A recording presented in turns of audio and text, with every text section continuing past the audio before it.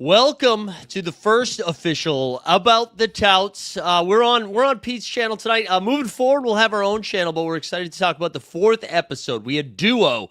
We had the duo week. We heard from the ETR bros. We had some scores. We've got a live vote. We've had some eliminations.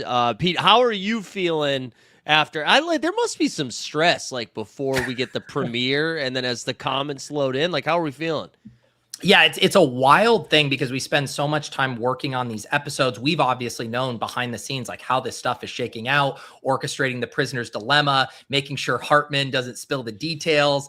And so we kind of have ideas of how we think people will react to it. And some of our guesses are like spot on, and sometimes we're just like wildly off base. So yeah, it's like this whirlwind of emotions of seeing how everybody receives things.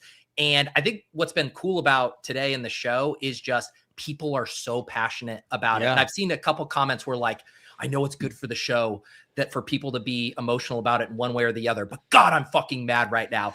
And on the one hand, I want to be like, chill out. On the other hand, I'm like, no, keep going. Keep stoking it.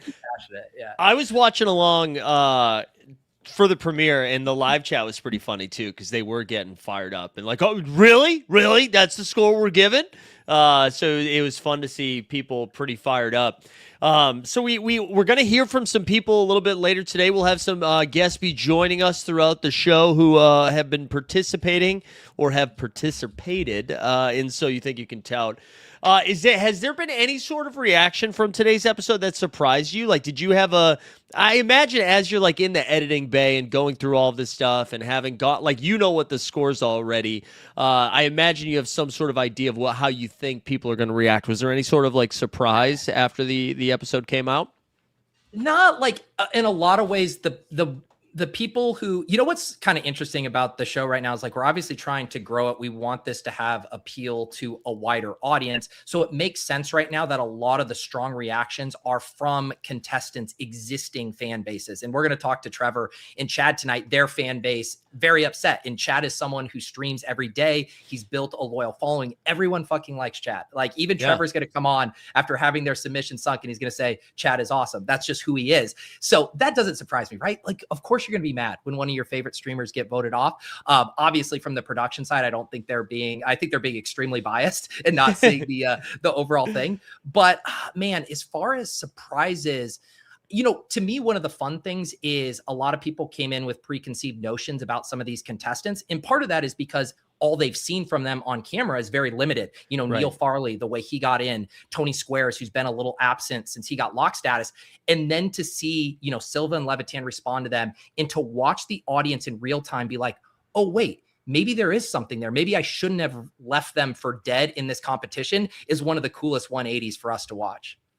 Yeah, it's been fun watching people react to it, and it feels like for the most part, it's been like justice for so and so, and less being like shitting on someone who has gotten through.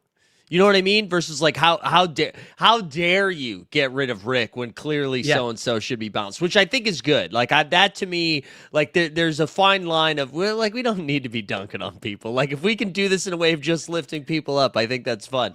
But I found it interesting today, and we'll talk to some of the people that got knocked out. And if you have not watched the episode yet, this is insane to start with this. This will be just truly insane. It would be truly insane, and maybe you're like, oh, it's live, I need to watch it live. I strongly encourage you to go watch the episode first, because I am going to spoil all of the stuff for you. But we saw Candles and Trev both get bounced. We saw Rick and Jerry both get bounced. We saw our guy Heartline get bounced, and then we get a live vote going between the guy from the Bear, Rambus, and Cubs going on right now. But I forgot where I was going to go with that because I was so nervous. Not nervous. I was so making sure that I wasn't spoiling it for people. The thing that I was surprised by today was how many people and how many groups, both guys decided let's do a bit at the top. And I actually thought that Neil and again, you're going to have to help me with some of the names Tony Squares.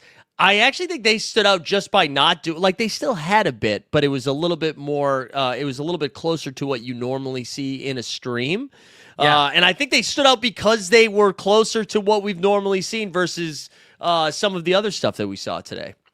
Yeah, it's interesting because, you know, in a weird way, the reason the challenge is hard is because we can't have everybody submit an hour video of everybody collaborating. Nobody has the time for that. So we're basically asked them to condense their skill set and essentially, you know, what they want to be judged on into a 4-minute window. So going with highly edited things, catching our attention from that angle, I get it. But from a sustainability standpoint, from what could they actually continue doing? Like the goofy submission for us, why it was so low is like, this is great, but what would you guys do week in and week out? Like if every single week you guys were getting on camera 3 times a week, could you do that?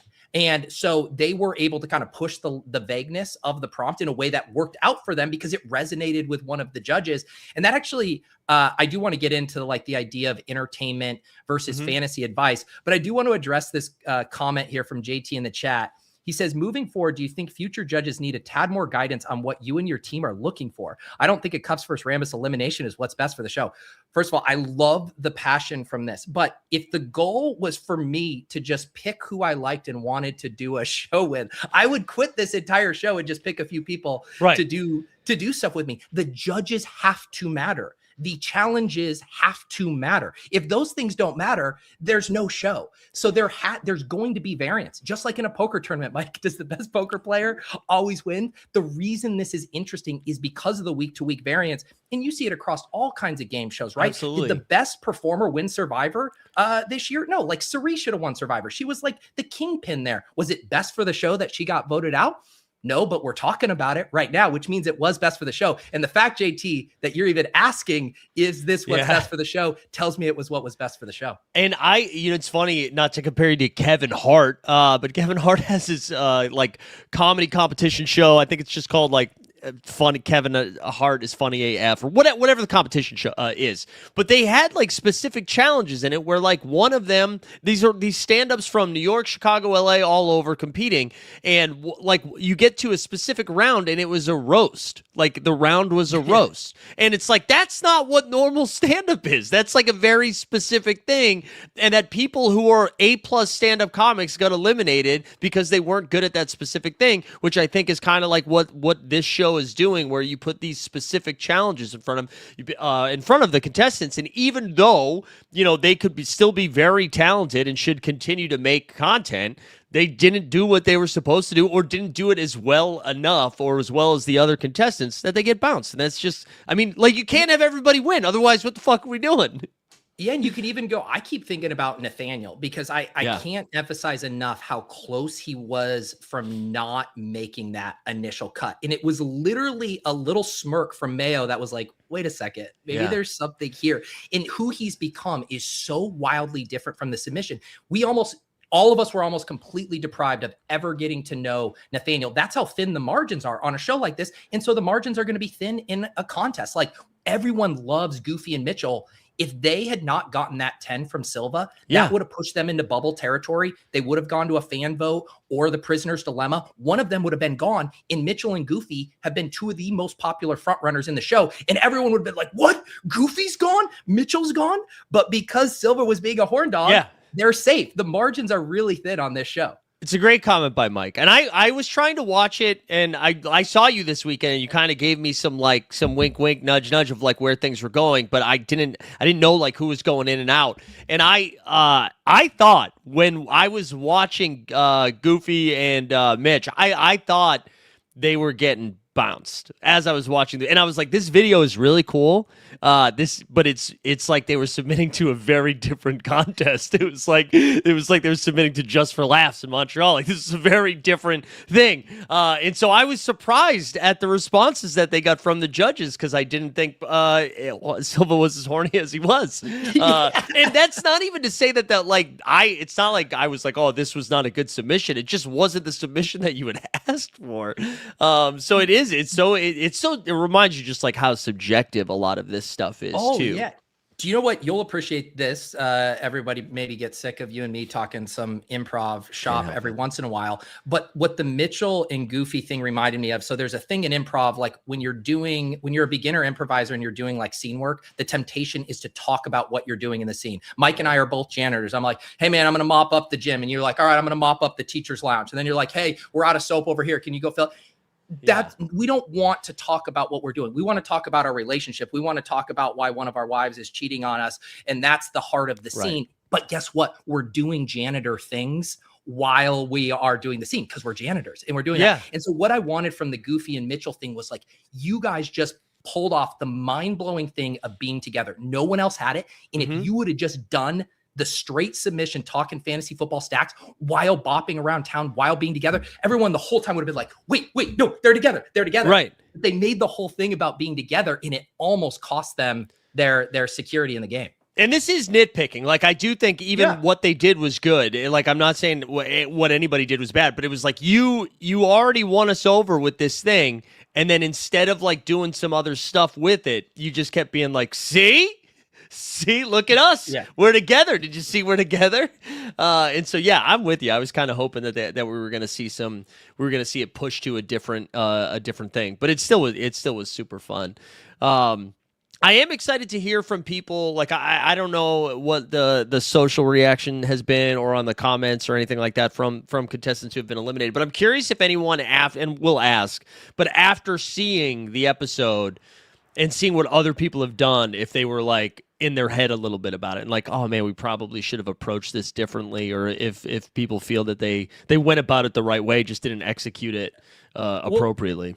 Well, isn't it funny to think there was like essentially 3 levels to how I think these duos would have changed their strategy? There was getting the initial prompt. They don't know who the judges are. You know, I did think that there weren't going to be as many bits because we came out of the Mayo episode saying, don't do as many bits. We want to know who you are. We want to get a vibe for how you interact in various scenarios, and people still over-index on bits. So that actually surprised me. I was like, I thought the pendulum would swing back in the other direction after all that mail feedback.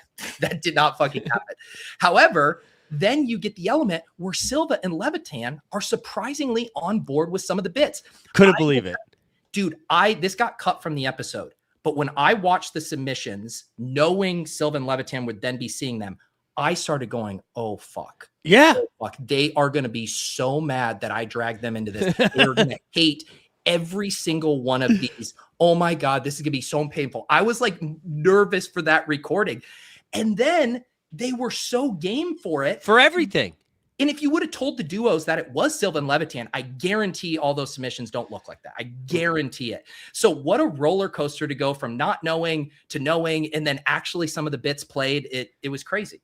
Yeah, I was stunned by just knowing who those guys are. I really did not see. Even when there was a couple of times where Levitan didn't like one of them, or he was like, I totally see why this would work. It's just not for me. I'm like, man, I want this guy as a boss. I want him reviewing me. I'm like, I thought that was wild. I'm trying to think of other specific moments that might have stood out while I was just as somebody who was consuming it, that stood out for me while I was watching. And I was so surprised too by how many of the submissions were pre-recorded, like it not necessarily recorded together. You know what I'm saying? Where it was like, I'll record my bit, you record your bit, we'll edit it together. Yeah, that for me was another thing, and I brought that up with a few of them. Obviously, we'll talk to Chad and Trevor here in a bit, just to give you guys an idea on the lineup. We're going to have Brian Hartman at 8:30. We're going to have Chad and Trevor around 8:45. Rick at 9 and Jiri at 9:10. So if you're here just for the exit interviews, sit tight. They'll be coming. But sorry, now I lost my thought. What did you ask? No, just the idea of like, this whole idea of duo, to me, when you say we're doing a duo, it's all chemistry built, right? Like, how are you interacting with your scene partner, for lack of a better phrase? And I was surprised how many of them were. And I mean, granted, you still had to work together to come up with the bit and like kind of script out how that was going to go. But I was surprised how much of it was like, I'll record my shit, you record your shit, we'll edit it together. Or in the Rambus Cubs situation, Cubs will edit it. Yeah, no, I was hoping for way more of the interaction. Like you can look at our production team scores here. So Squares and Farley, yes, it was edited, but back and forth talking to each other. PPR and O'Hara essentially doing a podcast together that they cut a highlight reel talking to each other. Cups and Rambus, who was actually our 4th highest score, talking to each other, having a conversation. And then Emo Cowboy and Nathaniel Wright were the other one that got a high score. It was really the only bit submission that wasn't 2 people interacting, just because the production, the concept and stuff were a step ahead of the other bits. But there was an opportunity to score really high just by showing us, hey, if we had an hour podcast, would it be a good hang? I think people watching PPR Tyler and Michael O'Hara are like, yeah, I'd tap in and watch you guys talk ball. And I'm surprised more people didn't go that avenue. Yeah, and I think you did kind of call it out. I think Levitan did as well, where it is really hard when you're like, okay, we need to create this is our first time doing this. We need to create a 4-minute video, and we need to, not only do we need to create this 4-minute video, it needs to pop better than the other 4-minute videos. And so I can understand the pressure of being like, let's think outside the box. We'll come up with this bit. We'll do this weird stuff. We'll do role reversal weird stuff. I totally get the nod to do that, but I am curious after watching it, after the contestants watched it, if they were like, oh man, I wonder if we played this, not like down the middle. I think you still need to be performative. And I think we actually talked about this on an After Dark episode. Like you need to move the dial into a performance space, but making it a little bit more grounded in like an elevated version of who you are is kind of like what you're trying to do. But again, in 4 minutes, that's like a pretty tall task. For sure. Yeah. And that's why I'm not, I'm sympathetic to the people who went the really highly produced bit route, because at the very least it gets people talking. And because the worst thing you could do would be to do a talking head thing that bombs. Like right. PPR Absolutely. Tyler and Michael O'Hara. I mean, they had a premise. They were showing some film and stuff, but it was the most talking head, I think, of all the submissions, them and also Alex, Cups, and Rambus. Why were those carried, at least with our production scores? Because of charisma, and what's cool about charisma is that's translatable, it's scalable. They could do that in all kinds of different environments. Yeah. Do you know, and again, I'm not trying to nitpick every submission. One of the things, that's literally the goal of this. I know what have scores. I want to build up a little bit more, but Cups and Rambus, do you know the thing that stood out to me the most that was driving me insane was not the person's, I'll get over that. That's a learned thing. It was not the person speaking, but the person reacting. And they were reacting and listening so much that it was a distraction for me, where I'm like, and they both did it. To their credit, they both did it. So it wasn't like just one did it. But Rambus would be giving his take, and Cups would be like, yeah. And then when Rambus was like going back side to side, I'm like, God, just let this guy cook. All you have to do, you have to be an active listener, but not an ADD listener, well, I guess. It's funny, right? Because in that instance, you're trying so hard to show the rapport. Right. Another example of that, while we are nitpicking, like one of the things I liked least about the Farley and Square submission was the extended Squares laughing at the orange juice in toothpaste joke, where that's a clear chuckle. Like, it's a clever line. We all know why that taste doesn't mesh well, and you give it a smirk and you move on. And we got a full extended cut of like Squares belly laughing. Yeah. Now, maybe that did really get him that good, but it came across as like an overly forced reaction to a joke that wasn't that good. Now, did it accomplish the objective, which is showing, hey, we're vibing together? I don't just think this dry guy is completely lame, but there is something about the audience can naturally sniff out when something isn't disingenuous, just like that. Like, okay, I'm not nodding at every single word you say. Like, that's not how things look in real life. And the audience is always going to pick up on that. Right. Every single time they're going to pick up on it. And I mean, it did play well for that one specifically because they led in with the confessional that was like, this dude's dry as fuck. Then for the joke to land, I mean, it did play well. It did feel a little elevated, but not as bad. I'm seeing a lot in the chat too that are blaming the emails. That the emails were saying they're butthurt emails, but are saying like the creativity was emphasized. So maybe that's why they took out a crystal ball and a wrestling outfit. It's so funny how that gets distorted, right? Because I said this in the video with Silva and them. Like, creativity is literally just not doing what a million other fantasy podcasts have done, right? Yeah. Like, what Neil in Squares did was hyper creative. Very creative. It was like a guessing game with that. Like, show me any other shows in the fantasy best ball space that are doing like a stats-based guessing game. Boom, like already creative without being over the top. And so I think people get so in their head about the bar for creativity. And because 95% of podcasts are talking head podcasts, you don't have to do that much to be creative, and it makes it more sustainable because the stuff. Okay. Oh, go ahead. No, go. Keep going. No, I was just going to say the reason I think your barometer for what's a good creative idea is, could you keep doing this over and over again? Because guess what? In the content game, you're going to have to keep doing it over and over again. And if you don't think you could produce that video 3 to 4 times a week, 52 weeks a year, that it probably isn't sustainable. Do you know what I wonder too? And there's no way to get the answer to this, but as you were talking about it and thinking about the submissions, like if, say, I'm just going to do this to make fun of Davis, but I think Davis is very engaging and fun. But do you think there's like, if Davis was hosting this competition, if people would try a little less to be funny? Do you know what I mean? Because it is you hosting, who is someone that like brings a lot of comedy to whether even when you're doing your straight hosting stuff, I think you bring like a funny presence to your content. I wonder if people are like trying to play to the host a little bit more with if you were getting Dry Davis or and again, I'm just making fun of Davis. I don't think there's anything such as Dry Davis, but yeah. No, well, that was my thought with the initial submissions. And, there was a lot of comments like, oh, I didn't know Mayo was going to be reviewing this. I thought I was just trying to impress Pete, which fair. But then we told, like, we want to talk about the email. There was going to be an undisclosed duo. And it's funny too, because, Mitch in his confessional that was in the episode, he said, I called this all along. It was going to be Evan Silva and Adam Levitan. Right. So to me, if you were in that headspace and that's how you were approaching it, then that's a pretty wild read on those two duos, if you were correct on predicting that. And so I think the fact that you should have been on high alert of, hey, Pat Mayo just reviewed this. We have duos, who are some big duos in the fantasy space. I'm not going to, mention other ones that we might've considered for this episode. I don't want to hurt anybody's feelings, but yeah, you should have been in the mindset of like, how is this going to read to other people? Unless, are there two iconic comedic judges in the fantasy space that you would have been pandering to with a bit submission? I don't know. Yeah. And again, Davis was the first name that I thought of. I think Davis is wonderful. So just if anybody thinks I'm dunking on Davis.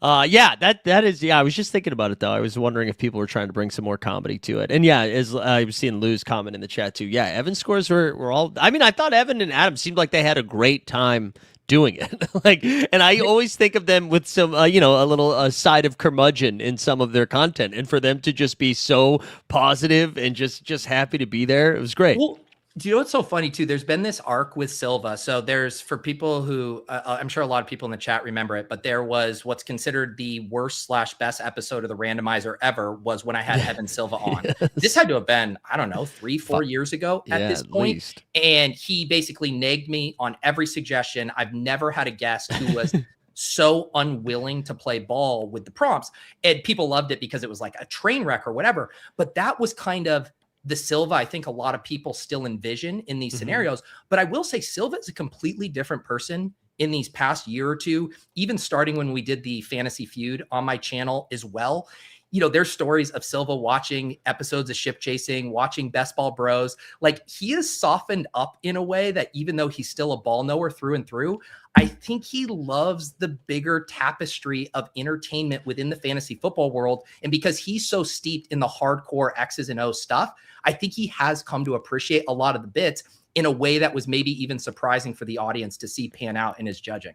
That's great. I love that. I love that the softening of Silva over time is pretty fun. And I agree with Jason. Time for round 2 of Silva on the randomizer. I think but would it have I don't know if it had the legs now. He's such a softie. He'd probably be dancing he'd around. Be too engaged, man. He'd be like too excited to do it.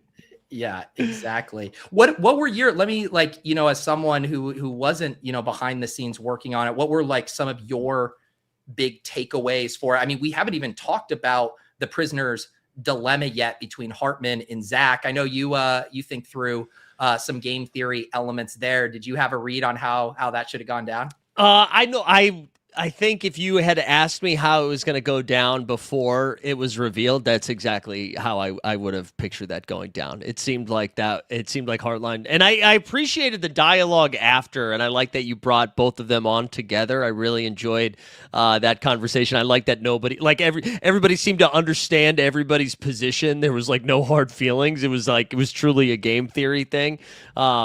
I did. I appreciated it. I did. It seemed like I'm blanking. I'm so sorry. I'm blanking on Hartline and Zach.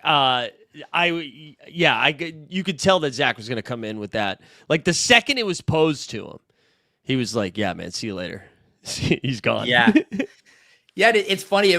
Part of me, it would have been interesting to see how a bunch of these duos handled that same dilemma there. We obviously did it with them because they were on the bubble. You can see here on screen, they had the 6.9, Cups and Rambus 6.1, put them firmly in this middle tier. There were 4 that were above 7.5. There were 2 below 5.4. So you had these 2 here in the middle. But obviously the Hartman and Zach, from their confessionals, they were the most maybe in disagreement on how things went. And even after everything went down, Zach, like the last thing he says to Hartman is, "I always hated our submission." And Hartman's like, "Yeah, where was that?" Said something. Yeah, when we were collaborating. My favorite thing from that confessional was Hartman saying, I think I've called him Heartline, by the way, like the entire time. Yeah, I think I've called him Heartline. Yeah.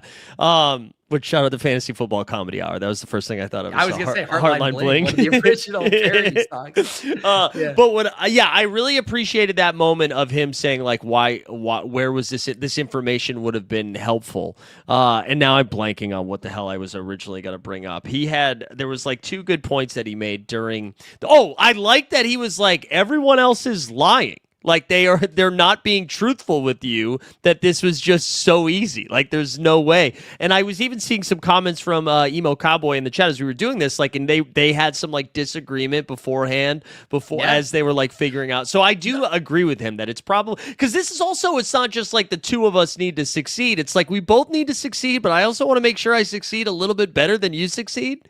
Well, look at this. I mean, Emo and Nathaniel advanced. They had the 4th highest score. They had the 3rd highest score from the production team. And Emo still throwing Nathaniel under the bus, saying, I pitched to go straight down the middle and my partner wanted to go big. He won't even say his fucking name. These guys are still going after each other after having a successful submission, which is hilarious. I mean, to be fair, it's June 1st. It's Pride. So maybe he's referring to his partner. Maybe he's just using like the correct terminology. It is June. Derogatory. But I do kind of agree with Hartman that I think that there was probably more like you don't even want to say that you had a tough time either. Not even a tough time in the sense that where I don't like working with this person, but it's like this. Not only we have to like figure this shit out in a short amount of time, and we're competing against each other. I think is a tough thing to figure out. So I kind of agree with Hartman that there would be a little bit more to it. But I loved it. I love I feel like it puts pressure on you. I'm sure you've already thought this through for future episodes, but you are now like 2 for 2 in twists. And so I think there's a lot of pressure to make sure you still have like a change up to throw here towards the end of each episode. Well, what matters, right? Like we know this from improv, you watch any TV show, you watch anything, relationships matter. Yeah. And coming out of duo week, not only do we have concrete relationships, these people who worked together, but now we have a lot of other elements to play with. Like, do we have alliances being formed? Are there soft spots with these guys now? Like, I think it's hard to come out of duo week and not have some level of affinity for your partner, assuming you advanced, right? And so this was a pivotal episode for us for laying the groundwork for more relationships on the show, because obviously that's going to come into play as we get down to the nitty gritty. They had to work together to advance this time, but this is a winner take all contest, and that won't always be the case. And I'm thinking about like looking at this list of people, which again, I love that I was saying Heartline when I can see his name on the screen in front of me. But like looking at these duos, I'm seeing Mitchell and Goofy. Were they the only 2 to like advance and kind of just vibe the whole time? I mean, I guess PPR Tyler, Mike O'Hara too. Yeah, I didn't hear any kind of basically we asked all of these guys for confessionals after, and we asked them to score their partner 1 to 10. What was so interesting is the scores were always higher than the actual sentiment, right? So like the other thing that was pretty mirrored is the teams that got high scores kind of felt that they did well and gave each other pretty glowing reviews. And it was the people in the middle in these bottom, 4 to 5 teams that did have just like a little bit, like I might give you a 7.5, but if we're being honest, like if it was awesome, I would have just given you a 10. And that 7.5 is actually doing a lot of work. So the number was actually a little deceptive relative to how you could tell they actually felt. Yeah, that makes sense. I'm curious. I don't want to talk about it too much because I don't want it to influence any voting at all. But I'm fascinated to see how the Cups Rambus thing plays out, and I do enjoy it's been like a consistent dialogue now about like Rambus being somebody who would be awesome to come on as a guest. And I feel like that has come up multiple times now, right? Where it's no one's like, oh, you know who should absolutely host the show? Rambus. They're like, no, you know who would be like great to come in and throw a fastball here for a minute and a half? Rambus. Yes, exactly. I mean, we always knew Rambus was going to be the most polarizing player in the competition, and you either love him or hate him. And I kind of like how the Silva and Levitan score really reflected that sentiment. Now, I will say, Rambus was picking up fans quickly after his After Dark appearance, after stuff. So he was, I think, winning people over. But I think how the general fan would process him is truly reflected by the Silva and Levitan score. And you can see us in between here. Like, our team likes him. Like, people were accusing me, Mike, early on before they got to know Rambus. They're like, Peter just has a soft spot for Rambus. Like, this guy's not going to work out. People were accusing me for that, and now they're mad that Rambus and Cups is on the chopping block. So that's just how things go. That's so funny. Yeah, I mean, Rambus was my favorite submission only because it was just nuts. Like, it was and every time I see him, I do find myself still wanting to see more while also feeling like maybe he shouldn't win this competition. But I'm like, I want more. I do want more.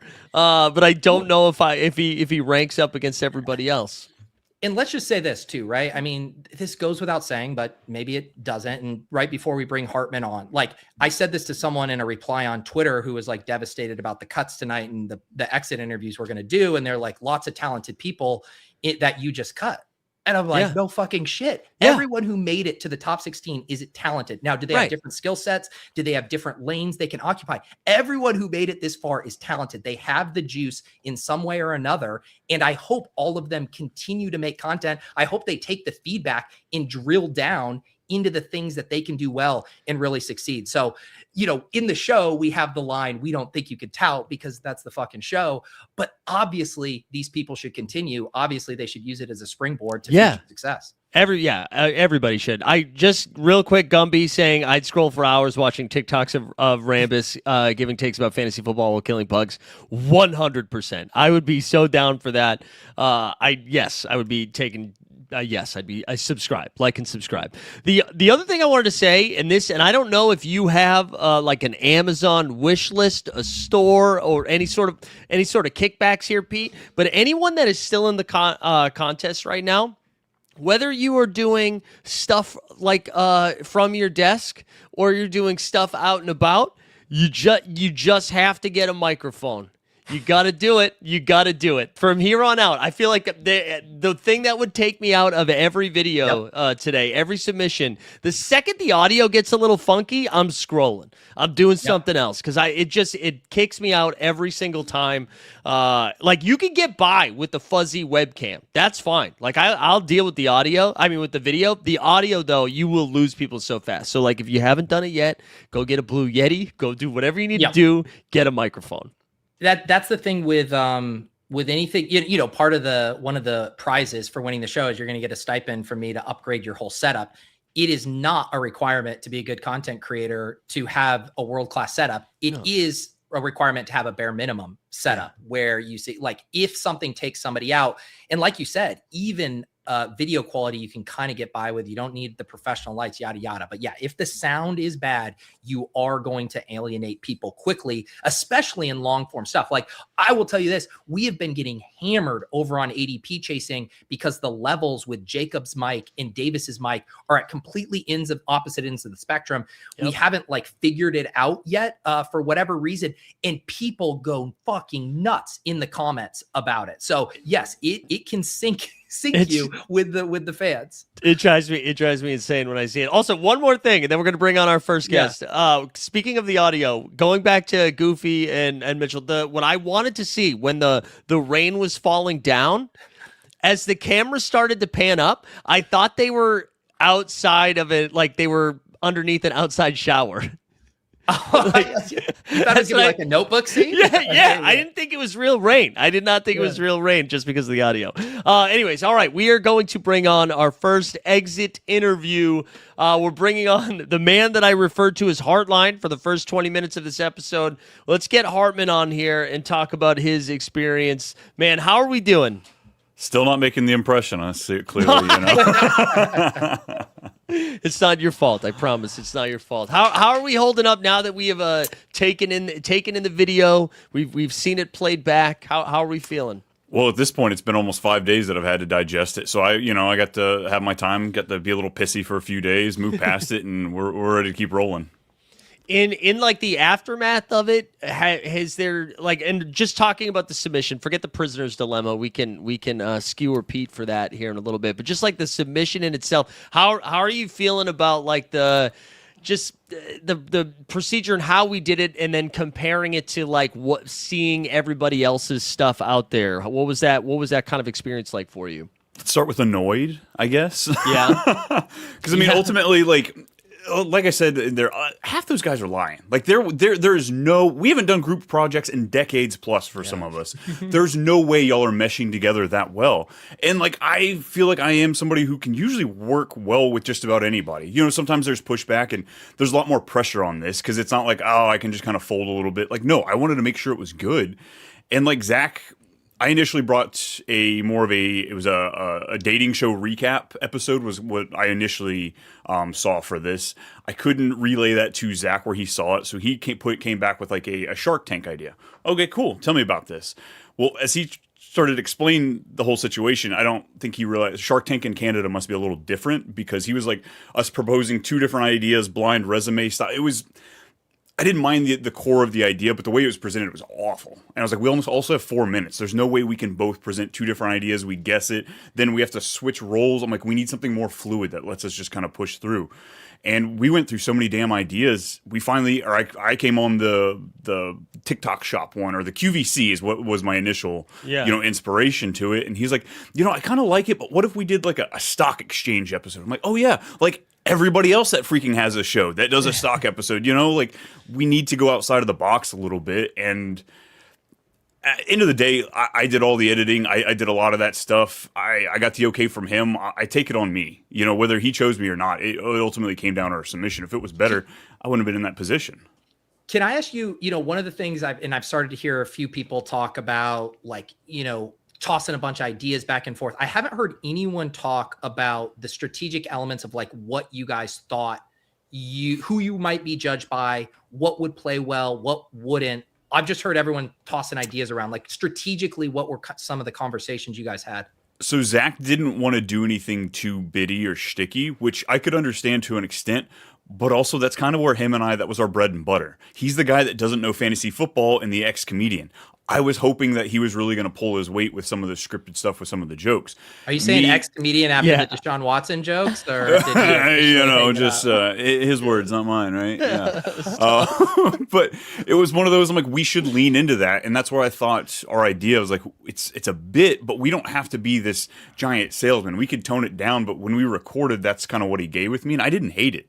Like everything with Zach, like he is good on camera. He's good behind there. But like I had to do so many cuts, so many edits, because we did record it live, us going back and forth. But because we recorded his idea first and then my idea, he didn't have a full script written for mine. He kind of had to Gotcha. improvise it. So then when I'm having to go and do cuts post, I had to re-record some of my spots so that I reacted appropriately to what he changed it up.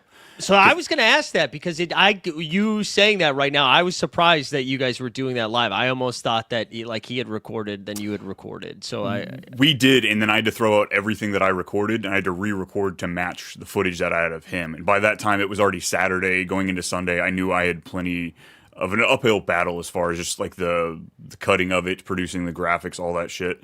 So like I that's what I had to work with, and that's what I had to pull off. So like. Yeah, I got to tell you too, as someone who was just like a consumer of it, and maybe Pete can talk to this too, I was a little bit surprised that you guys were in the bottom, just because of the reaction after your video was out. And I guess you already knew because you knew of the prisoner's dilemma before the recording. But I kind of, as they were reacting to it, I thought you guys might have been safe. Yeah, I might have to go back and watch some of Pete's stuff because he was talking about that. There's obvious tier breaks here. Come on, I'm closer to third place than I am Alex and Rambus. So, like, is it obvious tier break there? Come on. Look at that. Yeah, I mean, the numbers are the numbers here, Hartman. I don't know what to tell you here. I mean, yeah, my 6'9" closer to that 7'6" than the 6'1". Well, here's the thing. We were always going to get down to 10 people in this okay. episode. So I mean, okay, maybe there was a scenario where every submission was just a fucking 10 and we're like, oh God, what do we do? But here's the thing too. Like, we've been very explicit about this. Like, this show is going to end by the end of July. Like, there's just too much stuff going on in August. I want to get the winner. So we do have an aggressive timeline. And this is what makes the show, I think, exciting for the fans and also really hard for the contestants. Is like, every cut at this point is going to be really hard. And specifically these cuts on the bubble in challenges where judging is arbitrary and at the whims of, Silva thinking about naked women inside Magic City. Like, that shit happens. And so, yeah, I mean, the best we can do is take these scores and then try to parse it accordingly in the most fair way. Yeah, I think just about every group I talked to, every stream I was on this past week, everybody thought it was going to be 4 or less on the cut. So when we started breaking into that, oh shit, we're cutting more than 4, I think everybody's asshole tightened a little bit. I agree with you, though. I do feel like, again, as the consumer, it felt like you were closer to those that went through than you were to the obvious cuts. Like, I do think you guys were closer in that way. And by, if you just, so like, there's all kinds of different ways you can slice this. Like, for sure, you look at the like votes that carried swing. So obviously the Silva 10 on Mitchell, that was a huge swing vote there. If you can mess with that number and it sinks their score pretty quickly. The Levitan score to Cups and Rand is a huge swing, higher score there, vaults them up. We had the lower score on you and Zach. The submission for me, it just felt, I loved, like, once I saw the overlay in the premise, I was in. And then, similar to what we were talking about with Mitchell and Goofy, I just wanted you to play it straight from there. In the same way, Squares and Farley, they had their premise, then they played it straight. I was like, you did all the hard work. You did the creativity. Now talk about stacks, talk about correlation, talk about why they're going to crush in 2026. I will say I spent so much time trying to pivot from ideas and figure out and put it together that the script probably got the least amount of attention from me. Well, sorry, no, keep going. Oh, that was really it. Just like, I spent so much time on everything else trying to prop that up that, I do wish I could have spent a little bit more time on my script. I was going to ask, like, because you were mentioning how there was a lot of ideas being thrown around and you were like pivoting, apparently because of like a language barrier with Canadian Shark Tank versus the United States Shark Tank. But could you guys start feeling a little of the stress as you we're like, fuck, we don't have an idea. We just need to settle on something so we can make something. Was that starting to ramp up a little bit? Oh, 100%. Everything I was throwing at him, he couldn't get on board, and I feel like everything he tossed out of, it looked like Stefan Diggs condoms. I was poking holes in everything, it was absolutely ridiculous. Okay, so just so everybody's on the same page, the Watson joke we're saying no go to, but Stefan Diggs we're okay with. Is that what?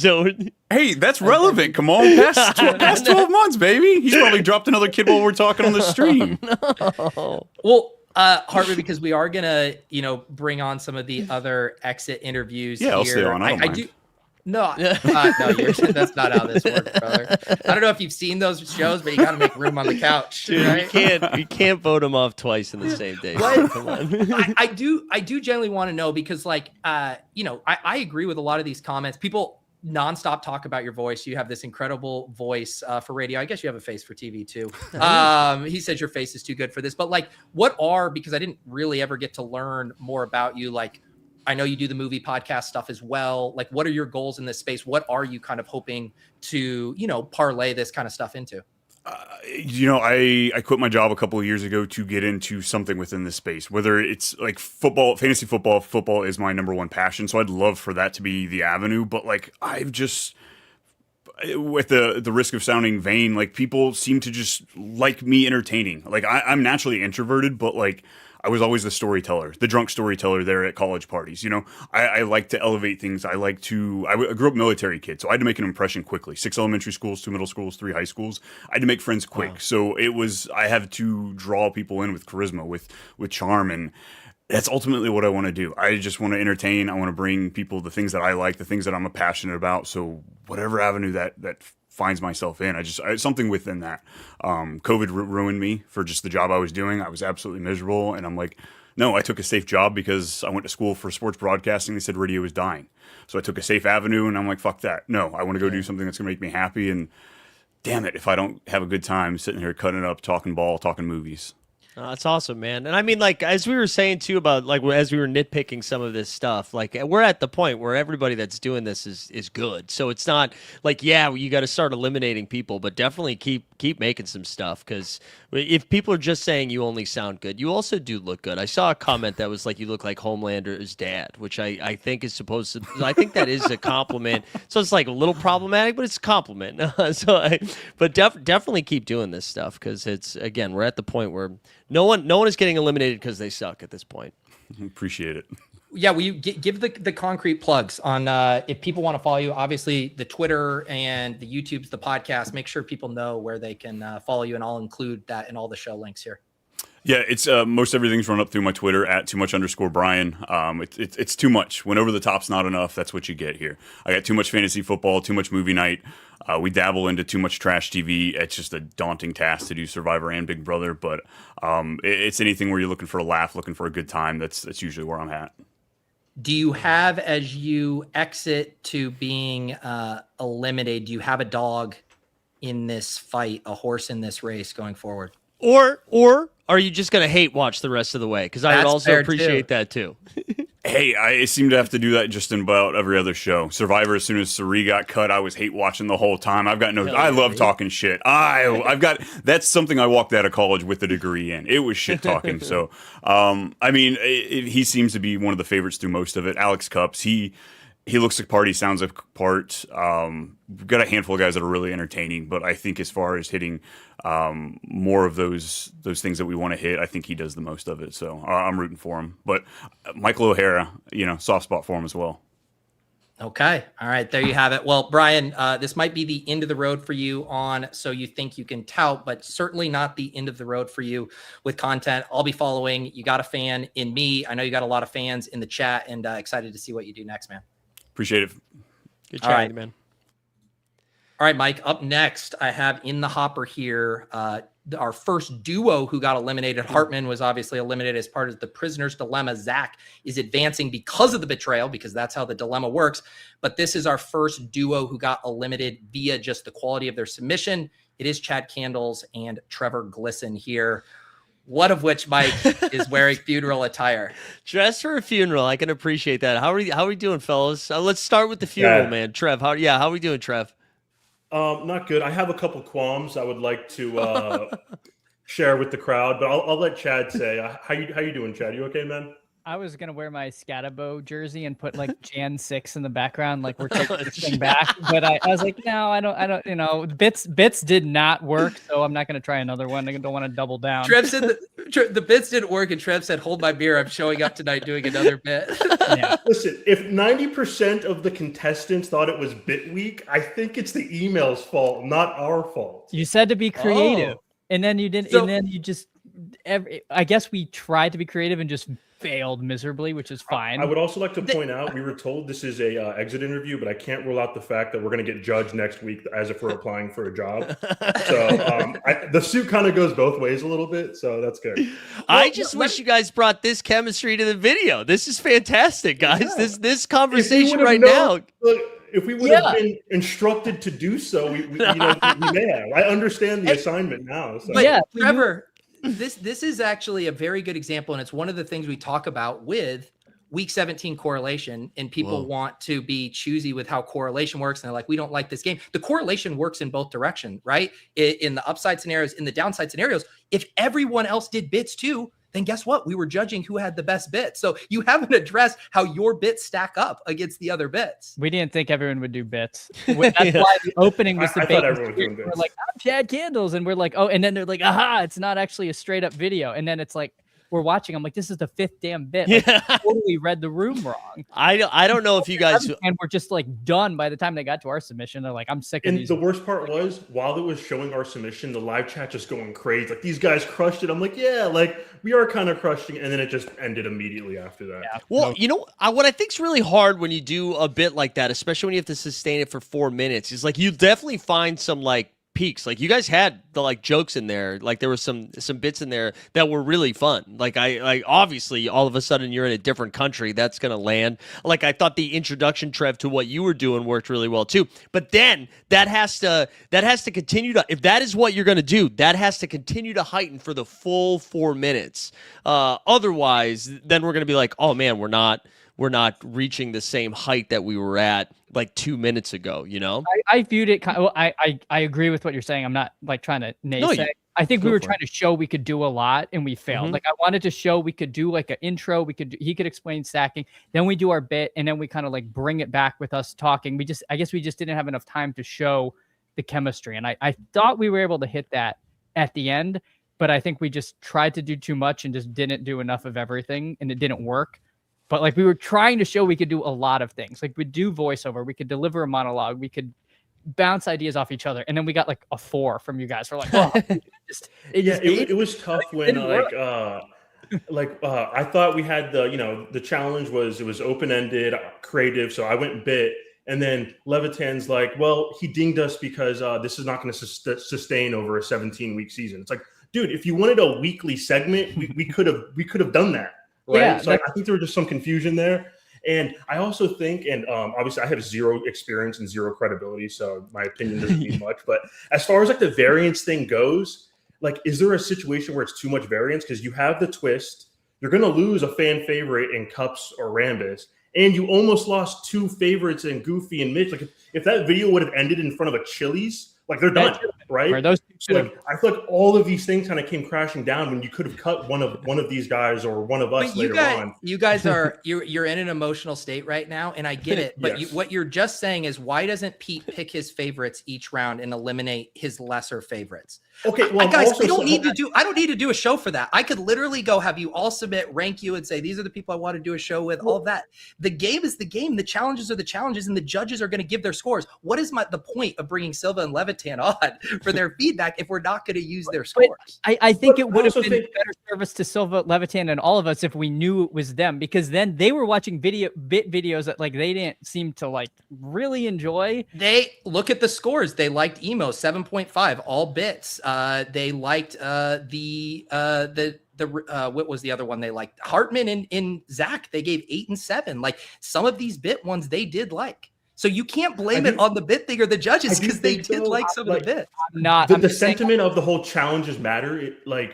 Do they? Because first of all, like the emails are ambiguous, so we don't care that much about the challenge if there's not like that much clarity. And also, in the first challenge, the locks, the people that crushed it, they got a bye week. Me and Jerry, we were 2 of the 3 best challenges last week. We have no rollover averages. Like I don't think we're getting the best all around people. And we almost lost Mitchell. Rollover averages? I don't know, man. It's Survivor. Why did I get my immunity idol for last week to also count for this week? And why was I doing a balancing thing last week? And then the challenges matter. Hey, I'm going to take over for a sec. I am the official host of this show. Just real quick, I just want to put this out there that you guys were fucking named like the nicest guys in this contest, and then in your exit interview you're like, oh, excuse me, Pete, I would like to can we look at the rules for a second, Pete? Like, this is incredible. You guys were too like, yeah, we're like the softies. No, we failed. We're not saying I we did. gifted that nice guy mantra for no reason. We could have done better, but I also feel like it felt like there were like 5 or 6 videos that were really close, and it was just kind of the whims of whatever of the judges. That's what it does judges make do. you- They it does act make on you their think, though, whims. The judges if were Chad giving would have us on the taken his family vacation to the red light district, we would have smashed. Like we would not be here right now. Like You know what I will say? If you guys had gotten through, I don't think I would have had a problem with it.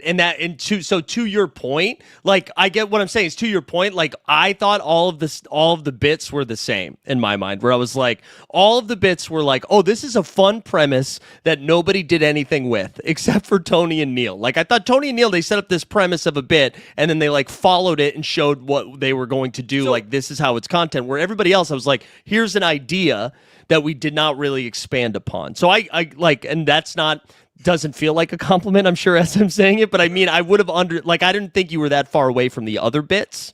This is what I want. Like, it's so much easier for you guys to hide behind saying like, oh, it was ambiguous, whatever. Look at these submissions and tell me which ones you guys were concretely better than. Because that's what you actually need to do, because we were cutting 6 people. They didn't talk about football. Agreed. No, go ahead. Who? The Goofy Chicken submission with Deagle. Okay. Yeah, and we gave it a 5.3. I'm not gonna lie, It was 4.3. The Squares and Farley stuff, like we haven't heard from them at all. Like they've been signed on this competition, and my fiance was watching with me, and she was like laughing. She was really enjoying the bitch. Farley and Squares came on, and like I think she just left the room. Like this was before me and Chad even came on. She completely checked out. So I thought Does your theirs was a fiance little boring. Does your fiance watch like the other fantasy football videos though? Like Yeah, all this. Not even a little bit. But listen to your guys' things. Chad just said, how could you vote for Mitchell and Goofy? They didn't talk any football. And then Trevor just said, those guys talk too much football. So which is it, Pete, guys? Which ones that were doesn't better fit our than? narrative, Pete. That does not fit our narrative. Yes. I have to expose We're it because angry. We're angry because we got cut. You're expecting us to make coherent arguments. this is the thing I will say, and is such a testament to you guys and how upset people are. It's they like you guys so much on camera. Chad, people fucking love watching your streams every morning, and for good reason. And the fact that you guys had an objectively subpar submission and people are this fired up that you're leaving is such a testament to what you guys can continue to do and build upon. Because full stop, it was a subpar submission. It was bottom 2 for us, for each of us individually, for Silva, for Levitan. Like full stop. That's 5 different data points across our production team, Adam and Silva. Bottom 2 submission. People are upset because they like you. And that's a really, really good thing for you guys. Yeah. I do think, though, if that email just would have had one sentence that said, I want to see your on-camera chemistry. Just one little, like, hey, we're looking for on-camera chemistry. Trevor, have you been listening to the Mayo feedback and the stuff we've been talking about in every show? Also, respectfully. Okay. What else? Why would they Mayo pair you with somebody? Why would they pair you with somebody if they was not to learn chemistry? to collaborate. And like the Mayo stuff was no bits. We did the player take stuff last week. I thought it was bit week. I thought the floodgates open. You guys like, it's bit week. After bit week is over, then we're locking in on the serious stuff. But I guess that's on us. Bit week is funny. You guys should do bit week. I thought we just did. I don't know. You did.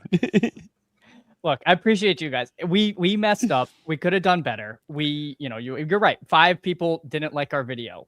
I'm sorry. Like we tried to be funny and it wasn't. Like that's a risk of like trying to be funny and failing, because I think we failed.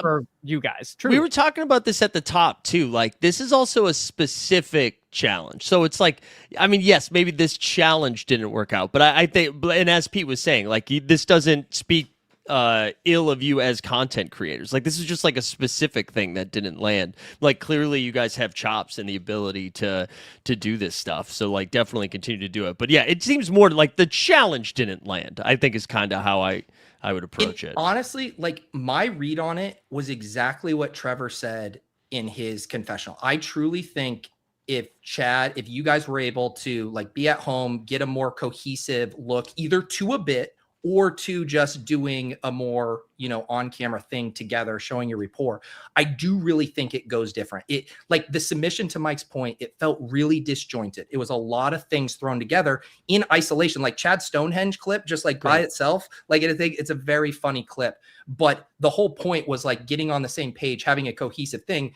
Emo and Nathaniel, that was a very over the top theatric bit. but it was very cohesive and it felt like the same thing the whole time. Same for Mitchell and Goofy. And I think it was the disjointed nature of how your stuff came together that made it feel lesser than the other ones.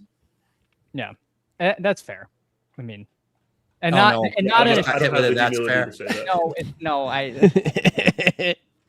No, I true. do like that you guys came in hot like this, though. I did not expect this. I thought this was gonna, like, especially with you dressed all in black. I thought this was gonna be a moment of like memories and some Sarah McLachlan playing in the background, but instead it was Rage Against the Machine. No, I It's a little tough because I feel like I left a lot of the table. my family vacation doing this, and then I got cut. So it's, I got a little fire here. Good. I love it. I love it. For me, like the internal team, like you guys use. I'm the only contestant where y'all use both of the entirety of both my confessionals. So I was obviously doing something right that you guys liked and could work for the show. So getting cut on a week where it's like, it's a duo week, no offense to Chad, because conditions never perfect, but my partner was out of town. The ambiguous email, which I'll just never drop, by the way. Like, that's the reason we don't suck. It's just the email. It's not us, right? Like, it's just the email. So it's tough. It's tough. I was going to drop the most fire nickname video tomorrow for the contestants. I was going to call Emo Cowboy Ego Cowboy, which is hilarious. And now it'll just never see the light of day. Jesus Christ. No, you got. Are you trying to make your case to still be on the show, or should we have asked you earlier with these jokes, Trevor? I just got so upset, man. Yeah, I like you. good. You guys started winning me back over, and then you said "Ego Cowboy," being like it was Ego like a mic Cowboy's drop. a banger. It's not. Ego Cowboy's a banger. That's a banger. It's no. It's harder. I don't know. Let's see here. Yeah, I'm sorry. Tony Squares in the chat. I'm sorry, Trev's wife didn't like my football take. So there you go. I mean, your wife, we got to give her credit, man. She made a cameo in this video after the submission cameo. Of course, got the reference from Mayo. So shout out, Trev, to your wife, along with Nathaniel's mom, bringing a little bit of the female persuasion to the show. Also, just so you guys know too, because it's been referenced a couple of times, I'm not a part of the voting community. All right. Oh, so he is. Mike. No, I'm not. Like, get these fuckers out. I have no production. No. I have no production votes in there whatsoever. So just know. I'm just yelling on them. I mean, you still wouldn't have gotten through, but I think don't have a vote. And I think that's also interesting too, of like, one of the things we've been talking to people about, like how to play to the strengths. And I think, Chad, obviously with your streaming and what you're doing, like you're finding what works for you, people are resonating with it, etc. I'm curious, Trevor, like, where do you want to go from here? Because you better not stop making content. We talked on After Dark or the other day on the Bash that you're working on the book. You're clearly a creative guy. This has like been your first foray into doing fantasy content. Like what are the kind of things you want to do after this content wise? Yeah, so it is tough to say that, 'cause like my mind is so sporadic. Like I could go down this rabbit hole and make content all summer, all football season, or in a week I could be like, you know what, I'm done with this. I'm gonna pick back up the book, or I'm gonna get into this, get into that. So it's kind of tough to say. But dude, I had so much fun making content. Like that was the big thing for me. Like even with this video that I thought was great that y'all hated, I had so much fun filming it and like editing it. It's like it's just a good time. So I'll probably still do some streams if anyone will have me. Me and Nick Hedgelin have a show on Thursday that we're gonna keep doing. And yeah, so it remains to be seen, I guess. And I'll say, Trevor, too, like, and this is kind of like, at least from my read of you throughout the process of the show, I got to know you the most outside of the show submission stuff. Like when I'd listen to you do some of the stuff with Mitchell or streaming, like every time you were in long form, I enjoyed your vibe. Like you were a good hang. I like to hear, like you played off of people well, you listen, you're not just trying to, hammer home your own thing. And then for the contest, everything was kind of like over-indexed as a bit. And that I think was an interesting dichotomy. And one of the things that makes this so hard, and, I keep referencing him because I think he's great, but like Max Adam, the same thing where it's like, I see the potential, but then like just what we saw on the show didn't match up there. And so, part of that is we're going to have streaming challenges down the road, right? Like, I think if we would have gotten to that point, both of you would have excelled in those environments, but the show is going to throw a lot of stuff after you. And so I just want to say, like, I would continue to lean into that because your on-camera stuff, when you are just being you, is really strong and compelling. I totally agree too. 'Cause I mean, I have watched both of your, more again of a football cash, but have been consuming both of your guys' content. Trev, you, Chad for a little bit longer, but Trev more recently, and have really enjoyed the stuff that you guys have been doing. So definitely keep firing. And again, yeah, this is more of a specific. Like I referenced the comedy challenge recently, where it's like you were asked to do a thing and it just didn't land in the way that it might have for other people, even if you disagree about the email that went out. But it's still, you guys are still in good space, and you got both like the microphones, the thing that I was talking about before. Good audio. That's what I'm looking for here. Good audio. So yeah, I mean, same question we were kind of asking Hartman. Do you guys got a dog in the race? Are you going to endorse someone? It sounds like Trevor and his wife might hate watch or not watch altogether. Yeah. What's it going to be like? Mitchell is going to the end. No one deserves it more than this guy. He's got the production. He's got the ball knowledge. He's going all the way. And if it's not him, I'll probably just hate watch. PPR Tyler. Yeah. PPR Tyler all the way. He's got it, man. He deserves it. He works. Deserves is not the right word, but I think he's I'd love to see him win. In Chad, I know I just asked Trevor that. Obviously, you're going to keep streaming. You know, what are kind of your personal goals for it? Is it something where it's just like, hey, I like the consistency of it? Is it something that you do have bigger aspirations for? You'd want to do it in a bigger capacity? Like where does that fall for you right now? Honestly, Pete, my goal one day was to join a larger content creator like the Deposit Kingdom, like bring my channel there. Just for example, or someone like Davis or Flock or whatever is out there. Like I would love to just be kind of a regular as part of someone's, thing. I would, it'd be amazing to be able to do my own thing like Mayo, but frankly, I think people like him, like you are it's very difficult to be that person. I don't know if that's me, but I feel like I really could bring like this morning show that I do that I think people like, that I really like doing. I think I'm best in the morning. Like, I think that's like when my kind of show really works, like what I do, like the banter with the chat and everything works the best. So I'd love to keep growing the channel so that I can have something to offer to another content creator and partner up, because that's really what I want to do. It's so funny because Chad had me on his stream for a couple times in the morning, and like the reaction was kind of like, yeah, Trev, you're fine. Like I kind of just missed my Chad one-on-one time. Like it's like you're great, but like I kind of just want my Chad back in my morning routine. Dude, that's such a not to go on too big of a tangent. We're gonna bring Rickadoozle on here in a second. I've talked about this before when I do shows, and I'm sure Mike feels similar, it's so fun to have like new guests on. Like it gives the host like new energy and you have different things to play off of. But I've realized that with an audience, it's why I've standardized Best Ball Breakfast. It's why I've done the show with Jam to Win every Friday now for 3 or 4 years. Why I do the same guest there is because the audiences do end up gravitating to the most consistent thing. Like same with ship chasing. It's when those 3 are on, when those 4 with ADP chasing are on. And it's a weird element. But the one thing, Chad, I would say to that, I think that's a good goal to have.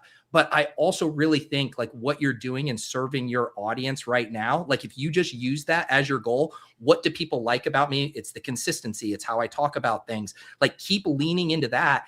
And then all the leverage is going to be your own, right? Like you're not going to have to ask permission to be on something. Like I'm going to come to you and say, fuck, I need Chad to give me a lead in into Best Ball Breakfast because he's assembled such an army. And now I'm worried about him cutting into my viewer. Like we stop at 10. We have a hard out at 10 a.m. No, always will. But I saw some of those jokes. I loved it. But that's what I'm saying is like, you keep doing your thing and those opportunities will come. You don't have to ask for those permission for those opportunities. I appreciate that. All right, Trevor, Chad, appreciate you. Everybody loved getting to know you guys. I knew Chad a bit before this. Loved Chad, but Trevor, it was great getting to know you through this process as well. From a bit submission where I was like, who the fuck is this guy, to really, really loving your on-camera stuff. So thank you guys both for making it this far. Really appreciate it. And thanks guys. Seriously. I love that you guys, just to reiterate, I love that you came in with this energy here for this. I did not expect this. I'm walking away with more respect. I enjoyed this just immensely that you came in and yelled. This is A+ stuff. So looking forward to checking more of your stuff out. So thanks for hanging with us tonight. Hey, thank you. All right. See you guys. Later, guys. All right. Mike, let's bring Rickadoozle on. I want to give Rick a little one-on-one first, and then we'll bring Jerry on. Both of those guys together, but awesome. Rick was such a huge part of the show at the start. starting our own beef, I do kind of want to talk with Rick about his journey here on the show. Hey guys, What's going on, man? How are we feeling today after consuming the episode? I processed pretty fast. I recorded something right after it with Mitchell. It's going to drop tomorrow. Pete, just know that I didn't process at that time when I dropped that. Wait, so did you have a similar reaction to what we just did here with Chad and Trev? Yeah, I tried to keep it constructive criticism, but I'd let it rip without using a lot of expletives. It's coming on Mitchell's channel tomorrow. We will look if people were getting eliminated from this show and truly didn't care, we would have failed massively. So the fact that you guys care, the fact that you guys wanted this so badly, and I don't know about Mike with auditions, anything in life, like there's an element of playing out the scenario in your head where you get something. Yeah. And once you've done that exercise, there's nothing worse in life than getting rug pulled on it or not actually achieving it. It's a very, very tough thing to grapple with. Well, yeah, I mean, the scores kind of like told the whole story there. I mean, after kind of processing it, I was like, dude, we lost the plot, man. Like we had a lot of fun with it. And I have my arguments similar to what Chad and like Trev said, but really just kind of seeing that over and over again, I'm like, no, we lost the plot. And I think it's pretty fair. What was the process like coming up with the idea and then it turning into like what it was? Like, was there a lot of back and forth, or did you kind of like grasp that first idea and run with that? How did we land on it? Yeah, so me and Jerry was an interesting pairing. Obviously, we didn't have any overlapping time during the week. I worked 8 to 5. He worked 6 to 2. So we knew we had to do on the weekends, and we knew we had to record our own parts. But I was really tuned into the show, right? A lot of big guys made the initial submission. A lot of big guys made the cut. I mean, Emo got a mulligan, right? So I think that was for multiple reasons. But I was pretty convinced that the internal team liked bits. And I was like, okay, well, we got to do bits. And Jerry pushed back. He was like, well, if we're going to do bits, let's tell a story and let's be kind of, naturally us. And so like Jerry's a really goofy guy. Like you watch his streams, like he's very wide ranging. He ordered that, German costume on his own, and he doesn't even drink. So like just kind of filling up with coffee and stuff. That was kind of like how he truly was. I do think we ourselves got so into the story of like a young German Jerry and then this sports show that by the time we had the take that we put there, that was the most well-rehearsed take. But we had just recorded on StreamYard for like 3 straight hours after kind of, I had been editing for like 10, 15 hours before that. And so like you can see it in my face. There's no chemistry. Like there's a little bit of zazz, but, I think Jerry was bringing more chemistry in the Rick and Jerry show, and I really wasn't reciprocating. And then, they didn't even watch the end of the video, at which point I was like, yeah, we're cooked. One thing, because we'll talk a little bit more with Jerry here in a second, but more on your solo front, I wanted to ask, what did you make a conscious pivot to kind of move away from the heel and antagonist? Obviously, you kind of initially got on the radar. The PPR pop, pop, pop is an iconic moment in the show. The After Dark with Emo, iconic moment in the show. That was a lane you were occupying. It seemed like you did kind of realize, okay, I can't do this forever. How do I reinvent myself on the fly? Is that a fair assessment of how you approached it? Yeah, I mean, I'd be lying. I work a day job. My opportunity cost is similar to Sam Sherman's. I'll just put it that way. It was having effect on my, job and my relationship and stuff like that. And my girlfriend, she was nice enough to like kind of empathize with me, realize how much I cared about it and really support me.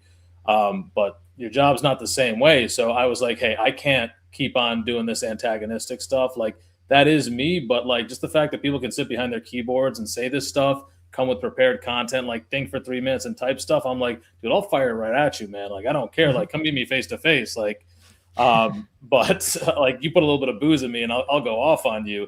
So it's just that it was more like, what is sustainable? Like my time matters a lot to me. And I don't want to have to chase every single comment that somebody says to me.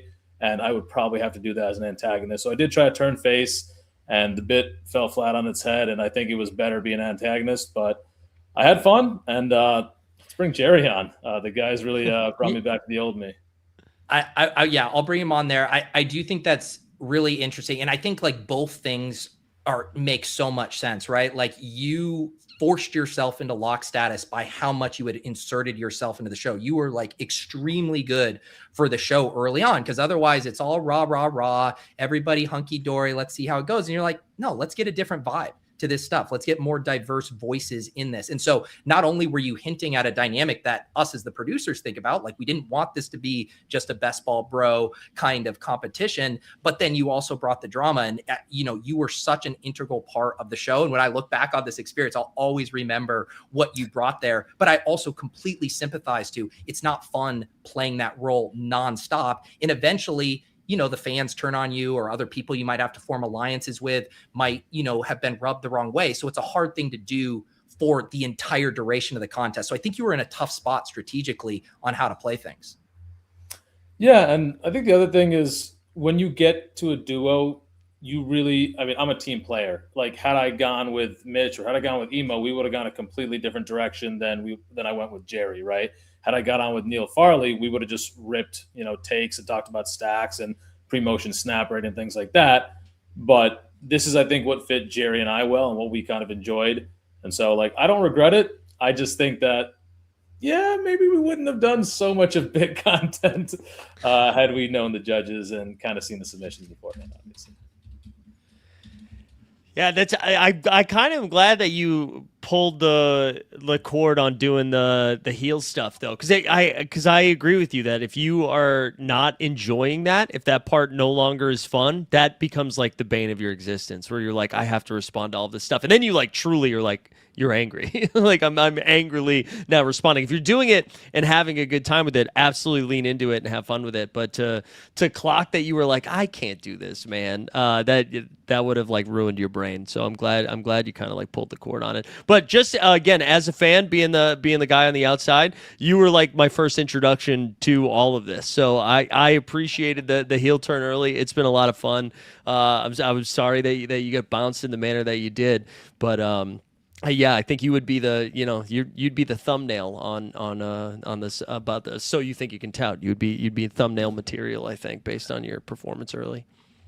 Well, let's bring on the final person who has been eliminated today. Rickadoozle's partner, a man who delighted us in the tout twist, came on so strong. It's none other than the non-German Jerry. Welcome to the show, brother.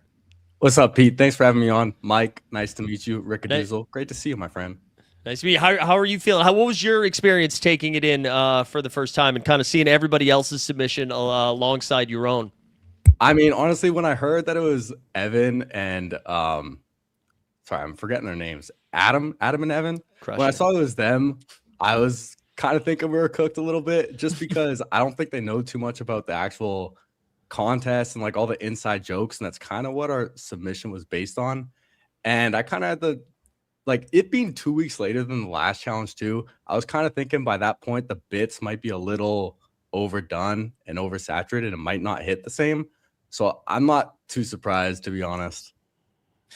Was there any? Oh, sorry. Go ahead, Pete. Oh no, I was just gonna, because I asked the other guys that too. Like you mentioned, like doing the bit. Did you guys strategically talk about like who could the judges be? What might they want? Was that part of the discussion for you guys?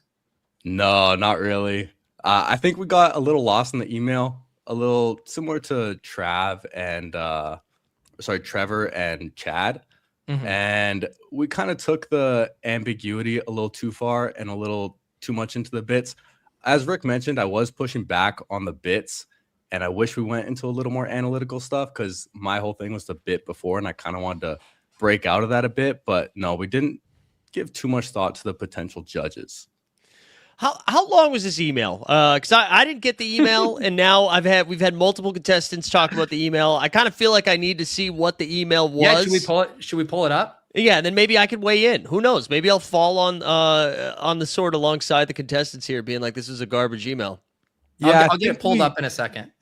I think we leaned too heavy into the word creative and creativity, because I think, as it was mentioned before, like bits were hitting. Yeah. And for a duo challenge, we kind of were under the impression that we had to bring a little more than just sitting at our desk talking to each other, incorporate something dynamic to it. Yeah, I will say too, we talked about this a little bit at the top, but I as the person who was just like sitting back and watching, felt similarly where I was frustrated that everybody was doing bits, but also like putting myself into your shoes, I would have felt the pressure to be like, I can't just turn the camera on from the desk and be like, Goff to St. Brown. That's good. That's a good stack like that, you know? So I do understand the pressure of like trying to come up with something and seeing the word creative. I said this to Pete offline, but there's this show that I watch called Taskmaster, which is this like panel game show type shit. But a lot of times you'll see contestants run into a similar thing where they're like, oh, I'm going to actually interpret the rules a little bit differently and do something creative. And then you see like 3 of the 5 contestants do that. And that's kind of what this felt like, where everybody was like almost like overthinking it a little bit and going a step too far. So we ended up seeing very like not similar bits because they were all very different, but everybody with the same line of thinking. And then you're right, because if you were the only ones that did it in that way, it would have like stood out and shined a little bit differently, but instead it was like, okay, we've seen like 3 or 4 of these now, and then I'm sure you felt it as you were consuming it too, where you're like, oh man, shit, another bit. Yeah, I agree, and I mean, there were some crazier bits thrown out before. I think Rick wanted to lean in even more to the bits, but we compromised on what we did, and at the end of the day, I had fun making it, and it was nice working with Rick. So let me read this, Mike, and then you can give your Pete take. is sweating. You can see he's sweating. Pete is sweating this I'm email. not. The challenge. I mean, I wouldn't pull it up if I thought it was a gotcha moment for me. The challenge: produce a video together, maximum 4 minutes, on the following football theme: stacks, QB plus pass catcher. That's your prompt. We're intentionally leaving it open-ended. We want to see which direction you take it, how you interpret the theme, and how you and your partner play to your duo's strengths. The format, angle, and creative approach are entirely up to you. And then we say down here how to support it, or how to upload it. And then it will be reviewed by an undisclosed panel of judges who will score each duo's video on creativity and content. All right. I think it's fine. Email's fine, guys. I'm sorry. Email's fine. To me, though, when I was, I haven't even watched the full video. I listened to it when I was at work earlier, but it seemed like there was a bit of an analytical bias when like grading it and coming out with all the decisions. Guys, I just have to break this. Both me and Jerry have ADHD. You give us something this open-ended, we're like a frigging cat under the Christmas tree, just ripping shit apart. Like, come on. We both have cats. We know that's what it's like. One of the things I'll say, and it was very intentional in how both the video played, is also exactly the order of how it went with Silva in Levitan. So with Mayo, right, we had too many submissions. Like, I couldn't show him every submission, then go back and have him rank all of them. So it's like boom, boom, boom. Like, he had to see those, and he was kind of like calibrating in real time. Like, what is the array of submissions? With these, I was very intentional. I was like, I want them to watch every single one of them, and then we're going to circle back and grade them. Because I didn't want to show him one and they're like, oh, this sucks. And then they see the whole body of work and they're like, actually, that was that. So I do think it was very fair in that they saw all of the submissions and then kind of graded, okay, if this is what I'm working with, maybe it's not content I'm going to consume myself, but based on this curve, this is the grade I'm giving for these, having seen all of them. And I think one thing I could have done better is, like, I did not know any media editing. Jerry knew like a little bit, but I was like, hey, I'll do it because I want to figure this out. I knew Mitch was going to be better than me. I knew Emo was going to pay somebody to make it fire. So, like, I think I could have seen in retrospect, like, hey, we're not going to be the most like well video edited bit, and that matters a lot for the bit landing, right? If they don't understand what the process, if it doesn't look cool, if it's not flashy, it's a lot harder for the bit to land. So, yeah. Yeah, that's actually a really good point that I don't think was discussed too much in this episode, really. Is just like the only time it was discussed is when someone threw their other partner under the bus, being like, I did most of the editing. Like, we heard that a couple of times. But you're right. That is like another skill set when you're thinking about submitting these videos. Like, not only do you have to come up with the idea and execute the idea in front of the camera, but then you also have to, like, you know, make it shiny. And that's not everybody has that same skill set. And you're right. Like, if you're not going to have that editing capability, the bit has to be that much tighter so it doesn't need the extra fade or whatever the fuck we call it when, like, the image comes in. So that is tough. In Mike, it's a lot about what we talk about, the difference between stand-up and improv. Like a stand-up set is judged at such a higher bar because theoretically you could have had years to work on these jokes, practice it. Improv, the audience gives you such a longer leash because they literally know you're making it up on the fly. And so then it's just like, can you be real? Can you be natural? Can you be yourself? Can you be a good actor and react off of your thing? And I think that's kind of the difference between, say, what PPR and O'Hara did, kind of bouncing off each other, playing ball. The judges naturally give you such a longer leash because it's like, I could listen to you guys do this for an hour. You're just being yourself. When you do the bit, it's like you could have spent hundreds of hours. You could have paid someone. You could have done this. And so the bar ends up being so much higher for that lane of editing. Yeah, it's a great point. I mean, it's easy to Monday morning quarterback that, but like, yeah, I totally agree that if I saw something that wasn't edited and you guys were clearly just bouncing back and forth, like I'm a little bit more along for the ride versus knowing that I was like, okay, so you guys rehearsed this, you recorded this isn't live, then you edited this, like, yeah, the bar gets a little bit higher for the execution. Just to be really clear, like I was like, hey, I will, like try to do the editing. I found this sick software.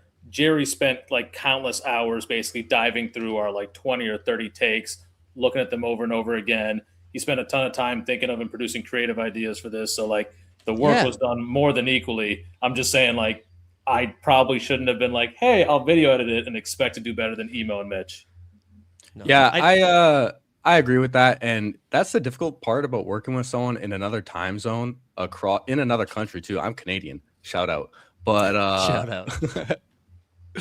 But it makes it difficult when we're not like there together actually doing it, or even able to spend the same time of day because we had such different schedules.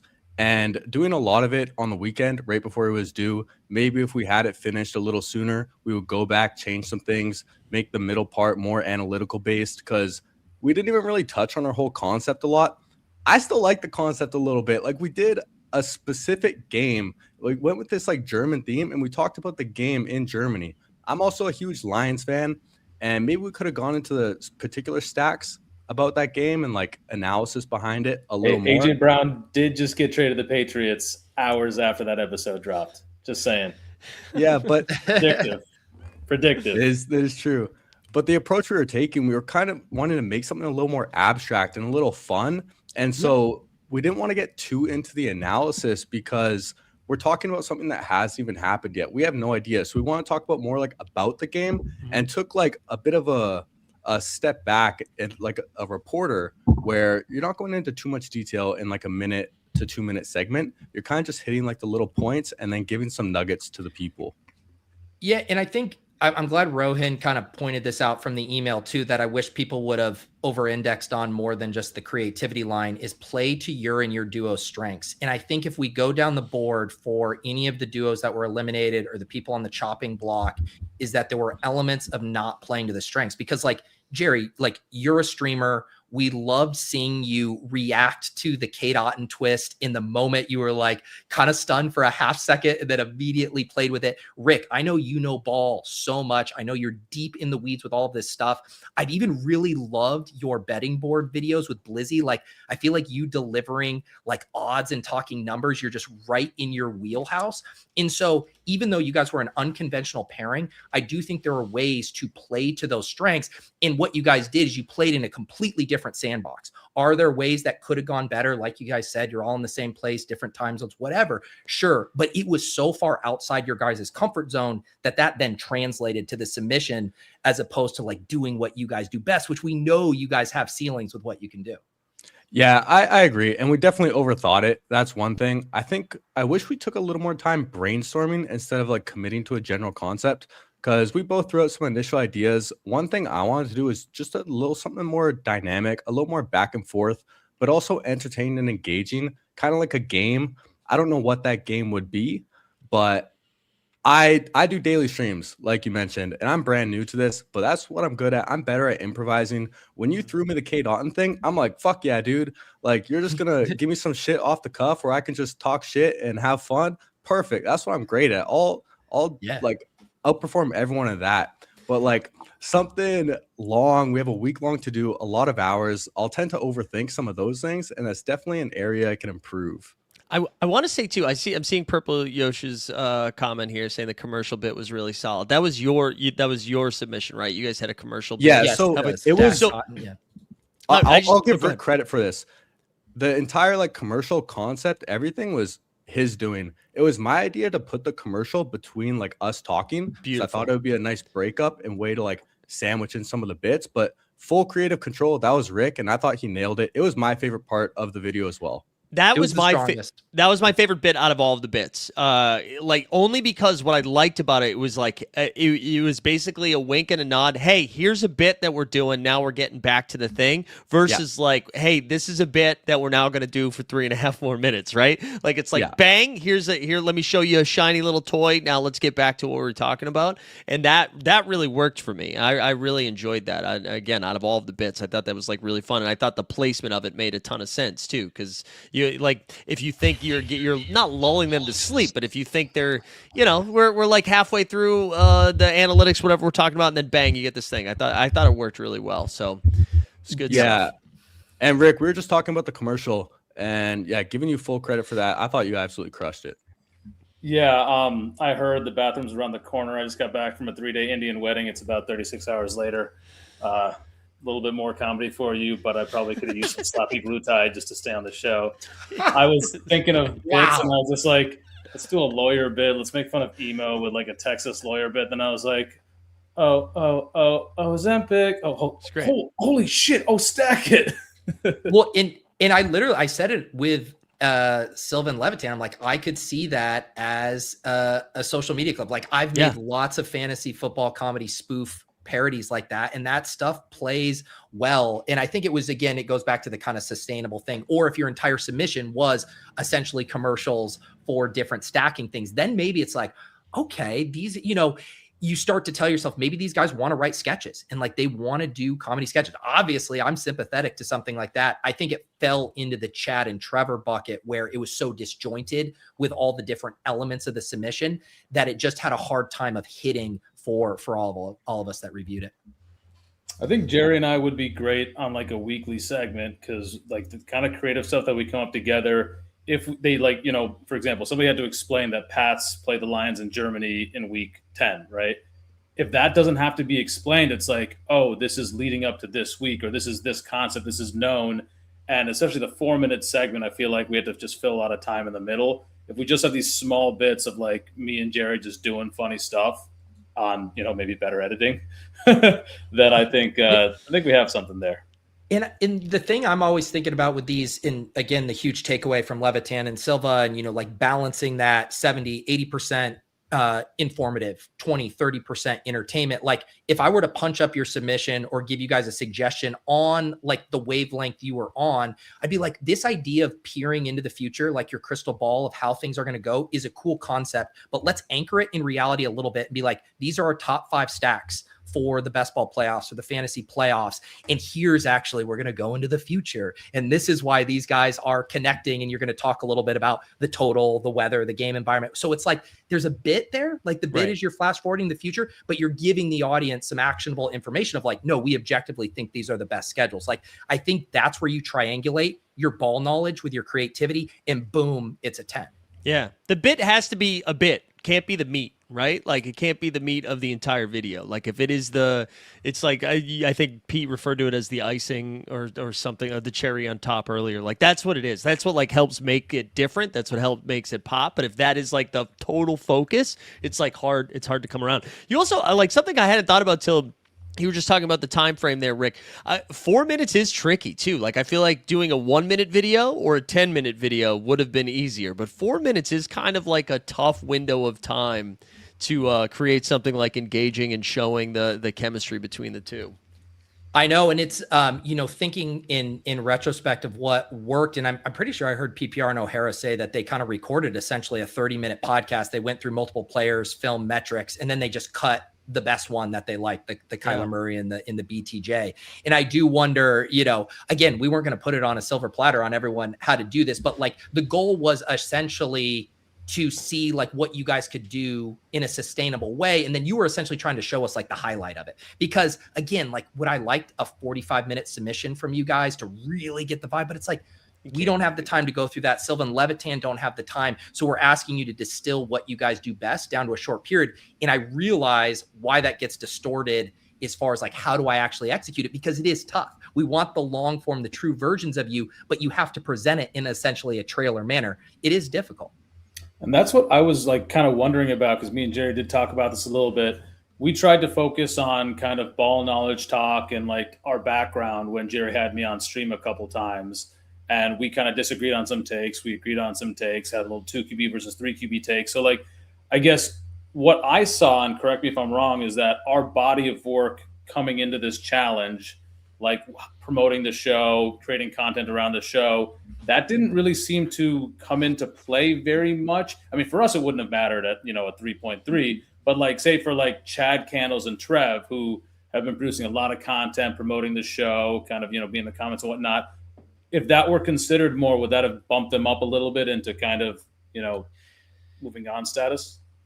No, like, and that's the whole thing. Like, if I'm going to just put on my fan hat and not my producer hat, like, I want to see Rambus go on, dude. Like, every time I watch that guy, I have fun with it. But like, there's the challenges and there's the judges and stuff. And the body of the work gives us the flavor, and it gives us an idea of who really cares about this competition, who wants to make more, who the fans are resonating with. Like, Rick, you were a name, like, you forced yourself into the conversation. Everyone knew the Toxic Tower guys and everybody, Chad, heading into this.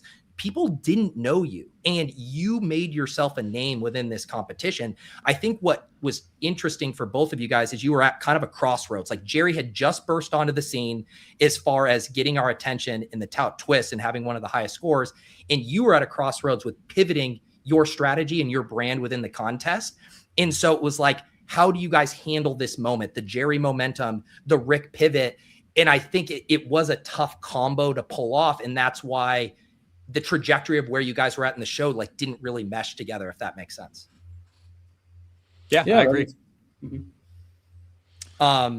Rick, we've been asking everybody this. I'll ask Jerry as well. I'm curious if Mike has any other questions, but kind of curious, where do you want to go from here? Because I think the one thing that's cool, Rick, is you've tried so many things. And like, what do you tell, content creators? Like, throw a bunch of shit against the wall, see what sticks, see what's fun. You've been the antagonist. You've done the market making with the show. You've, done real streams talking best ball strategy. Like, you've brought on, Squares and shepherded him through a DK draft. Like, you've showed range. Where do you want to go from here with the stuff you've tried out? Yeah. So honestly, I want to focus on my job a little bit because I got to keep that, because clearly fans isn't going to be a job anytime soon. But after I take a little bit of a break to do that, I like the shorter form stuff. Like, I like Twitter. I kind of like posting takes on there. I like interacting on there. Short videos. Like, I took one at the wedding that like got 1,000 like impressions, which is kind of cool. That's, I think, the highest one that I've done without you reposting it, Pete. Thanks for doing that. I think I would really like to do some kind of in-season content with Blizzy around the Broncos. I'd love to podcast with Tony Squares a little bit. I'd love to jump on streams and draft. But like right now, honestly, during the summer, I'm a volume best ball drafter, and I play some high-stakes redraft leagues. So like during the summer, I want to win. Like, I'm trying to win. And so like I have to figure out that time allocation of being on the clock in 200-plus slows on a daily basis versus making content, and what kind of content can I make. I personally think the YouTube game will originate from what I put on, X, and what sticks on X, and then make longer form YouTube content around that. Yeah, I love it, man. And like, again, just as I hear you talk out, the, realities of your work-life balance and the stuff you're gravitating to, like, as someone who plays best ball and wants to win as well, like when you just told me you're going to be on the clock doing 200 slow drafts, my immediate thing is like, I want to get the Rick quick 60-second daily digest of like, this is what I realized when I was on the clock today. And you're like, I'm actually much higher on this guy than I thought. Or this news just happened and I'm taking Marshawn Lloyd in the last round of every one of my slows. Like, the idea of a high volume drafter sharing their stuff. And I'm not saying that's what you want to do, but I'm just saying like there's stuff there that I think you can play to your strengths and play to the type of format that actually suits your lifestyle. No, that's helpful. Thanks. One thing I'll just drop right now. Quinshon Judkins versus Cam Scatabo. One guy's doing 11 on 11s. One guy's doing individual drills. You figure it out. Flip their ADPs. Sorry, Scataboys. Mike, an hour 38 fantasy football YouTube channel stream. We finally got an actionable fantasy football nugget on this show. And that honestly, that's about the same amount of nuggets we got in all of the submission videos today too. Jerry, what about you? Obviously, kind of similar to Chad, you've really gotten a rhythm with your streaming. What are kind of your personal goals? Where do you want to go from here? Man, my number one goal is to have fun. Like you said with the streaming, I started doing this the first day the big board dropped in January, and I've been doing it every single day.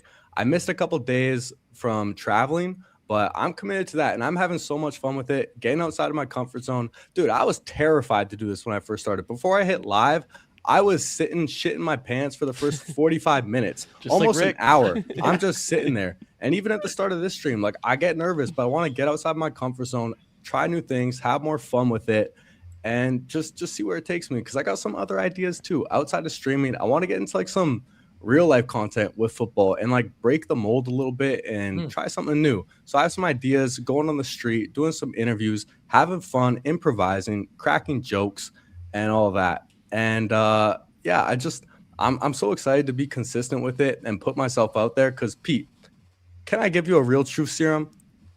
Yeah, do it, buddy. I'm scared. So the real truth serum, and I thought about this after the video came out and everything, but this isn't my first time trying to tout. I'm 28 now, and when I was like 15 or 16, I started an Instagram page where I wanted to post about fantasy football and player takes and breakdowns and everything. But after just a few weeks, I shut it down. I was too embarrassed. I was too afraid to get made fun of, and I let that fear rule me. But not anymore, man. I'm a grown-ass man, stepping into my own and embracing my true passions, being a fantasy football dork, and hopefully become a millionaire this year because of it. Dude, so, let's go. I love it, man. I love that, man. Sir. Dude, Pete and I have talked about this before, both offline and I think on an After Dark. And I think something that's been really cool about this contest, whether people are still in it or have been eliminated, there is like a vulnerability that is required to do this. And I think when you like consume the content, you're just like, whatever, I'm seeing somebody on YouTube doing the thing. But the second you like put on a fucking light and a camera on, there's like that sweat, that flop sweat starts forming a little bit. There's a little stomach bug, whatever. It takes a lot to be able to just kind of do this, as silly as it can seem. So I do think, like, as we've been critical at times in this show, or as you're getting feedback from fucking randos on Twitter, or whether it's Levitan and Silva, like, I do think like there's a pat on the back that is required just for doing this, man, just for putting yourself out there, being willing to fail in front of people. Like you guys were talking about, like editing your own videos, and if you've never done that before, that's way more stressful than anything else, man. I mean, Pete just starts paying people now. He doesn't even edit his own shit. So like, that's why I just pressed live. That's right. Man, Just like go. It takes me back though, man. Like I remember, one of the first videos I edited was when I did the Broathlon with Levitan and Bales, and I came back with all this footage, and I dead ass remember, I'm not being hyperbolic, spending 20 hours at my desk over a Saturday and a Sunday where I just put in two full, and like Lauren's like, what the heck is going on? But I was so excited about the content. And I basically said to her, I had switched from, I think, like iMovie to Final Cut. I was like, I just have to teach myself Final Cut, and it's going to be so painful, but I'm going to do it with this video. But I was so passionate about the content. I was never passionate about editing, never. But I was so passionate about the content. I was like, I'm willing to learn just to make this product how I want. And I do think, like, if there is an element there, whether it's streaming, whether it's making the produced videos, whatever it is, like, your passion will tell you what's sustainable, right? Absolutely. Like if something feels like a chore, if you are not fired up about it, it won't work. Like I am so fired up about working on this show right now that like all the hours I'm sinking into it, it doesn't feel like a chore because it's so fun. And so I think if you guys, it sounds trite, but following that passion will work. And the only concrete advice I would give, Jerry, and I'd give this to any streamers, consistency is important. I've told Mike this too. Consistency is important, but I do really think the way the YouTube algo is constructed right now, duration is way more important than the daily element. Like if you said I had 5 hours of streaming each week, and I understand with work schedule and stuff, it's not always viable, but 1 5-hour stream is infinitely more valuable than 5 1-hour streams. And so I would try to find the longest possible blocks you could do and then standardize the schedule around that. People know Chad's going to be live every morning. People know Best Ball Breakfast is Mondays at 10. Find that window and then push the duration as long as you can, because for whatever reason, the YouTube overlords want you being live for a long fucking time. And I know he means this because he told this to my face on Saturday. I saw him on Saturday. Yeah, dude, I appreciate that. And I appreciate that advice. I respect it. That's why I definitely try and go live for longer on the weekends. But I work a shift work job, like nothing glorious, man. I work in a factory making cardboard boxes. That's not my passion.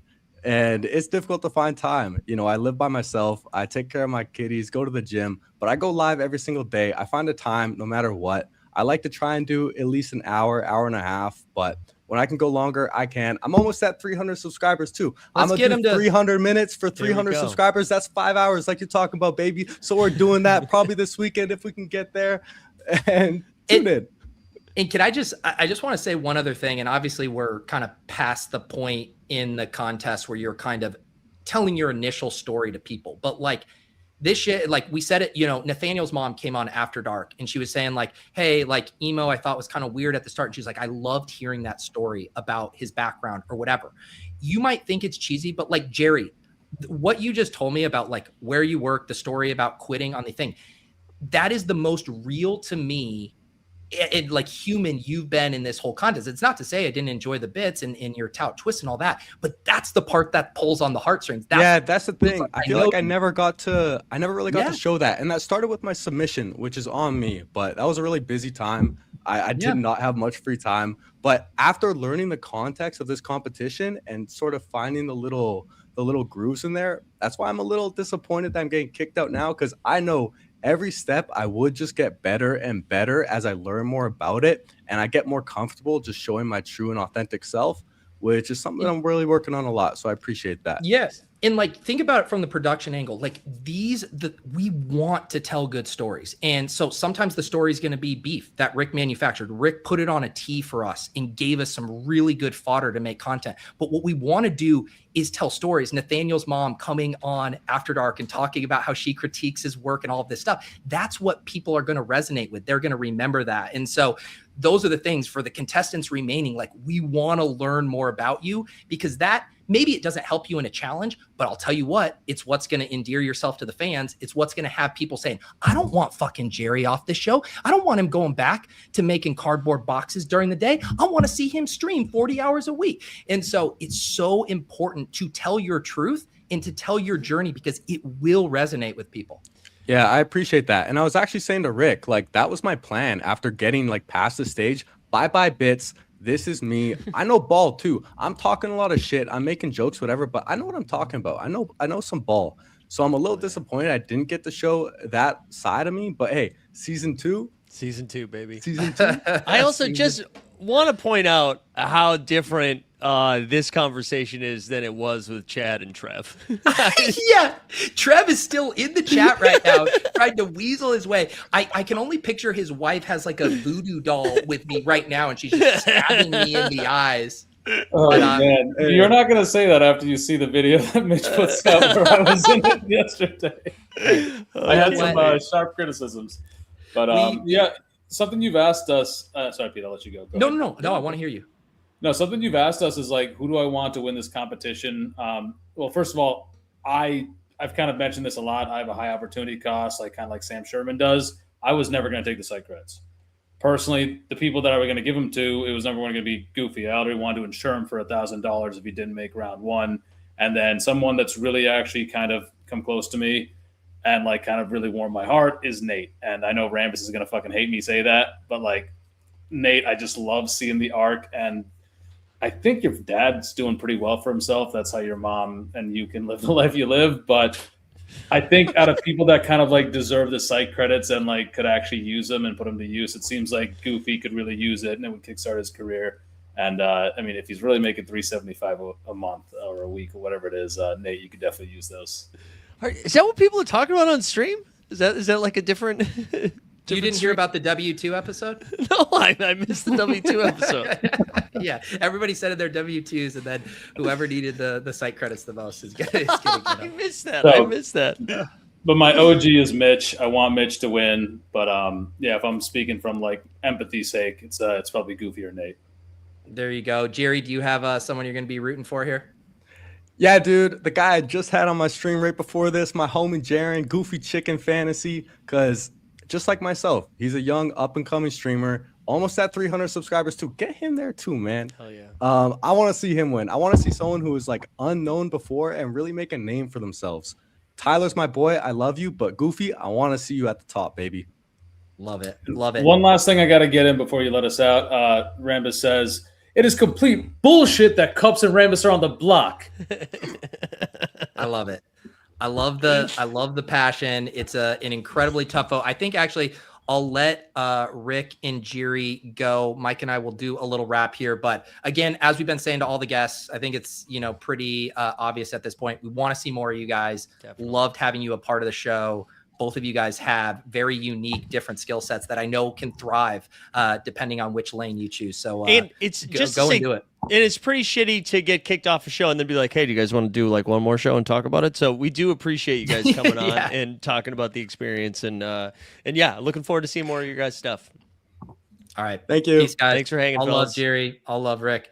Yeah, so I was going to say we could – so just for people who we all assume everybody watched it, but obviously this vote is ongoing now. It's going to lock at 3:30 p.m. Eastern tomorrow. It's just a 24-hour window voting in the comments of the show, whether you want Rambus to advance or Cups, and giving a quick reason why.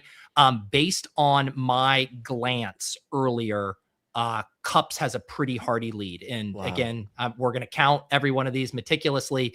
But as of now, that is the case. So I will say this, go vote. But if you are a Rambus head and you have not voted, you got to get over there because Cups is pulling away.